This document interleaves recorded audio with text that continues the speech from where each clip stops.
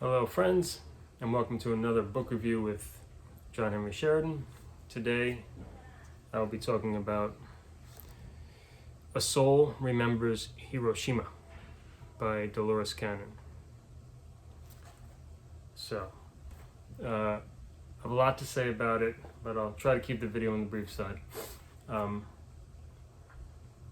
Okay, so Delores Cannon, just in brief, for those who are not familiar, she does hypnotic regressions.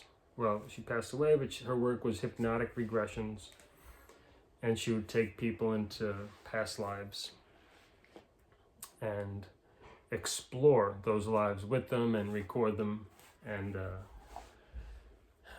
with their permission, consent, she would publish books, or she would use false names and stuff. Anyway, so I read several of her books. I know many of you watching may have read her books or know her work. She's really a gem. She's like the cosmic grandma for all of us. So this one is about a American girl, early 20s, I think it was, who had these she had this kind of like nightmare, haunting, recurring nightmare feeling that she was in Hiroshima and she had experienced being destroyed by the bomb. And she wasn't clearly aware of this, but it became clear. She knew she wanted to do past life regression, and she sought out Delores Cannon, and they formed a relationship. At some point, Delores realized there's this life that she had previously as a Japanese man living in and around Hiroshima in the late 1800s into the early 1900s. And that's the premise of the book. So I'll tell you why it's important to me, this theme. Personally, I mean, it's important to anyone on the planet, the whole atomic bomb reality or question or conversation, whatever word you want to put around it. So when I was in high school, I was a heavy metal guy, and there was a song by a band, Metal Church, which came out, I think, in '93 on their album Hanging in the Balance.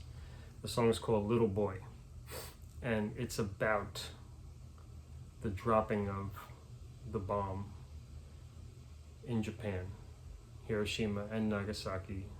I don't remember which one they dropped first. So whichever one, I think Little Boy and Big Boy, those are the two bombs. So Little Boy was one of the nicknames of the bomb.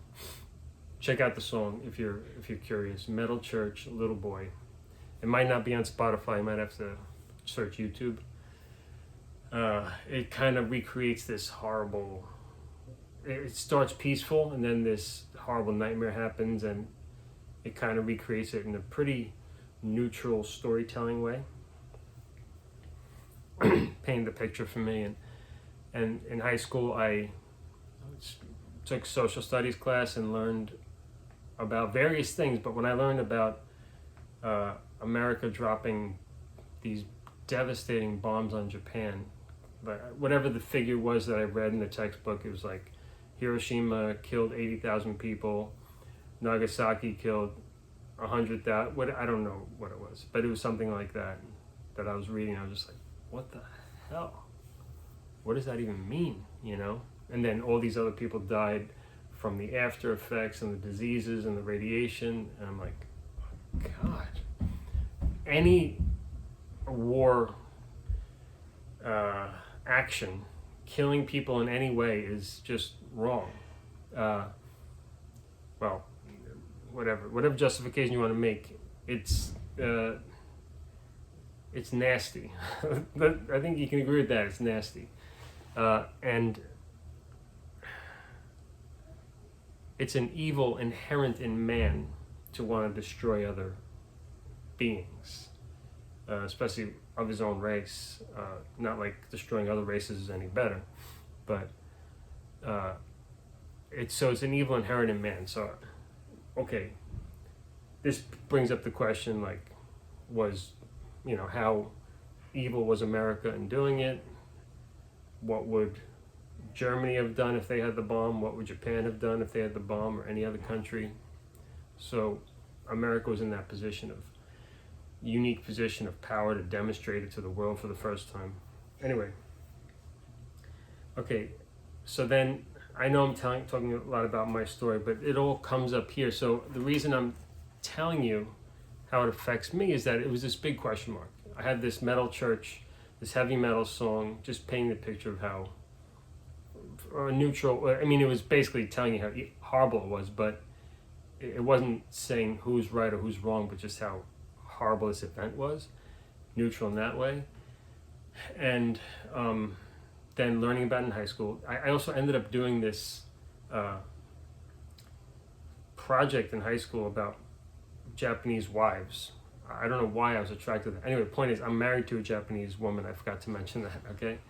I lived in Japan for a while, and I visited Hiroshima with two friends who happen to be Jewish, which is worth noting because World War II affected Jewish people in a very deep way, and affected Japan in a very deep way. And of course, America and most of the world was affected in, maybe not most of the world, but most of the Western world, plus a good part of Asia, seems. I don't know the extent of it, but it was fairly global and fairly horrible, right? And then this even totally horrible event sort of ended it. But did it end it, and what new sort of demons were unleashed from the dropping of the bomb? So, you can go into endless debate. I know people who were born in the 20s and 30s, and I had discussions with them years ago, and they totally think America was correct in dropping the bomb because that was what they were told, that America was going to do a ground battle, which would have lost a lot more troops and maybe even killed more Japanese civilians if we did that. So dropping the bomb would just end it sooner. It would cause a lot of casualties, yeah, but whatever the reasons were. Was Japan going to surrender regardless of the bomb or not? Looks like it might have, according to the research in the book and what came out of here. Okay, it's getting convoluted. I'm flying to Spain today, so I can't really redo this video. I got to get moving, but the book gets into the life of this guy, this Japanese man, Nogorigatu, and he tells you what his life was like at the time, and you really start to feel how disconnected the ordinary person was, farmer, peasant, whatever ordinary job, not non-political leader, someone who's not a leader, not a military person, how disconnected it was from the war effort until they got dragged into it. This man didn't like the war. He didn't approve of it. He didn't know why Japan didn't just mind its own business because it was doing fine and peaceful. And now they had to, why does Japan have to prove itself to be mightier than other countries? This was his question.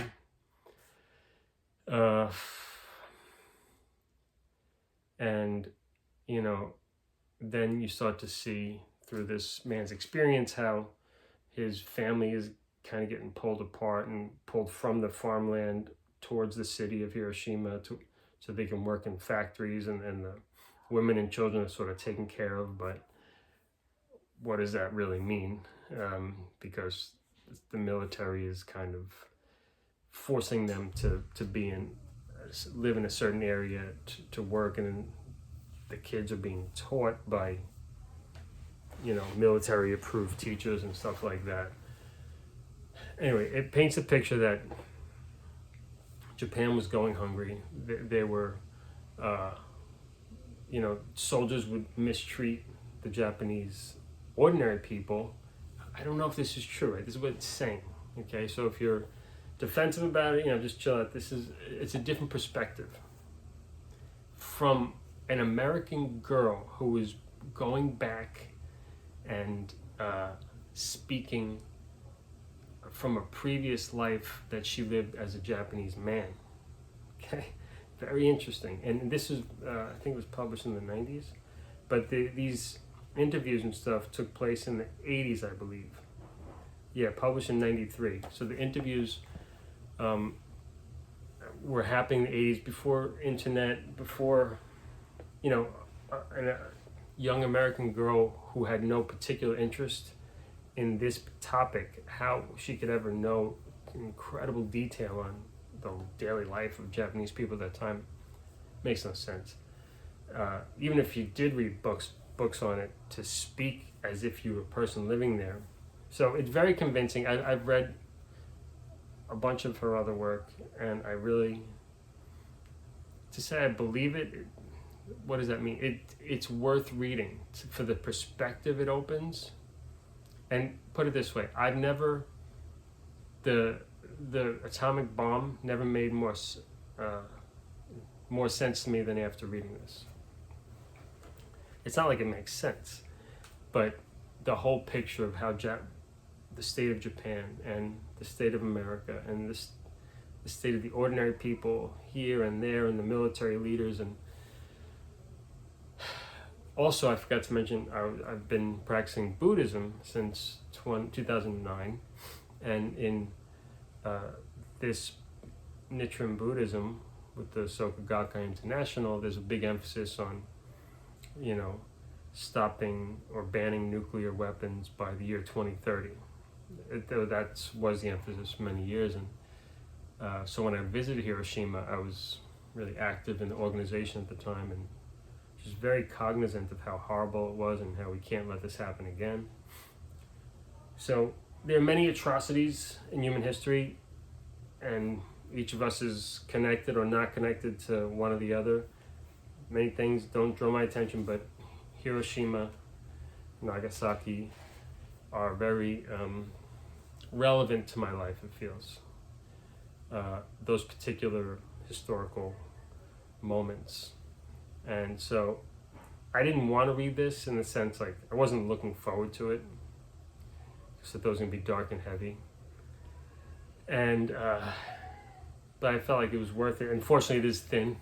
It wasn't a deep dive, overly, no, it was in and out. And you really felt like this Delores Cannon had deep compassion for Nogorigatu, this Japanese man, and the girl who was undergoing these past life regressions. Delores treated her very carefully and didn't want to overdo speaking about the traumatic events, made sure her body was taken care of, and she could do it in such a way that the person who's telling it, reliving it, doesn't suffer any like re-suffering new trauma or physical experiences that are negative. She could put them in like a safe zone to just explain. But by doing that, explaining it allows the soul to transmute and process this old stuff that wanted to come out. Because once she told the story of Nogorigatu, she blossomed. She never came up again. She became a really freer, lighter, new person in a way. It was kind of this thing that needed to come out. It was stuck inside of her. And Delores felt that Nogorigatu, this Japanese man, was kind of haunting her to tell the story and to publish the book. So, I didn't know if, like, sometimes you wonder, like, is she trying to take advantage of people's curiosity and things like Hiroshima, Jesus, Nostradamus, because she has books like that. And I don't think so at all. I think she understands that this is information that's very important to many people and relevant to human existence. And she's such a curious person too. So she loves to share all this interesting stuff she learns. I speak of her like she's alive because she feels alive to me, but she did pass away in 2014, I think. Anyway, highly recommend it. But again, if you're not into learning about that and kind of seeing a whole different perspective on this, then I don't recommend it. But if you are interested in that type of thing, it's not super dark, not at all.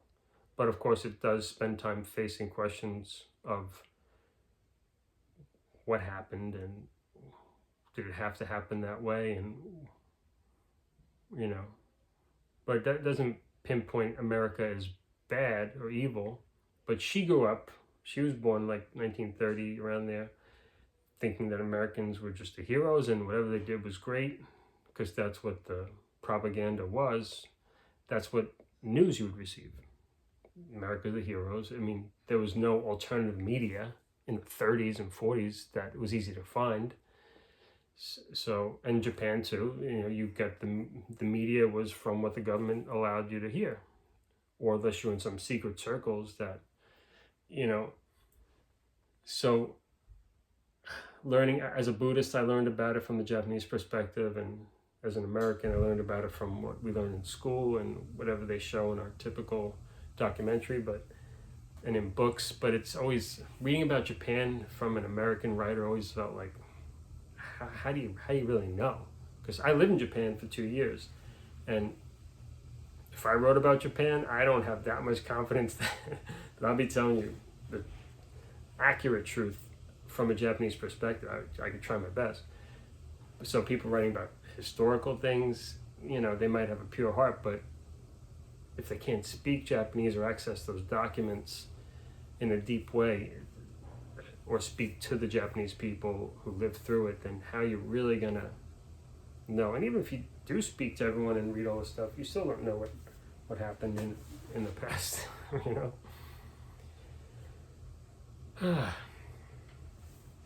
Okay, that's all for now. It's not a long book, 166 pages. Not as dark and heavy as I feared. Some parts are light and humorous, learning how Japanese school was in the 1800s, that they just had to learn mainly handwriting, letters, kanji, and about the folk tales. That was an important part of school. Learn all the folk legends and stuff like that. Anyway, that's that. So have a fantastic holiday season if you're seeing this in a timely time, and New Year of 2025. And keep on staying curious, keep an open mind and a big heart. Until next time.